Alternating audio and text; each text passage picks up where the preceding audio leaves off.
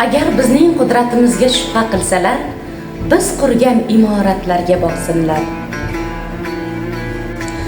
Assalomu alaykum, hurmatli o'quvchilar. Mana bugun butun yurtimiz bo'ylab Sohibqiron bobomiz, Amir Temur bobomizning 689-yil nishonlanmoqda. Mana shu sababli bugun sizlarga mana tadbir o'tkazyapmiz.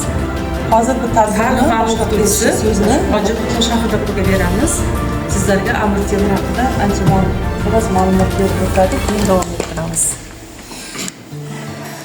Hurmatli o'quvchilar, bugun mana Ozgulcha g'irqlaring aytgandek, eng katta namoyandamiz Sohibqiron Amir Temurning tavallud topgan kuni.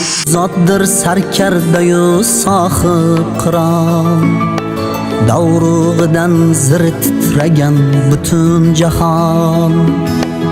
Alloh nazar solgan mening Temur bobom, o'zbeklardan o'sib chiqqan bir qahramon.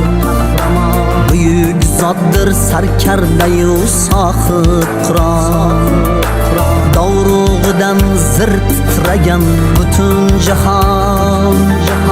Alloh nazar solgan mening Temur bobom. Temur bobom mening bobom, mening bobom Temur bobom. Buyuk Amir Husayn bilan hamkorlikda jang o'tayotgan bo'lardi. Janglarda Amir Husayn Amir Temurni tashlab ketadi. Shu sababli nobud qoladi.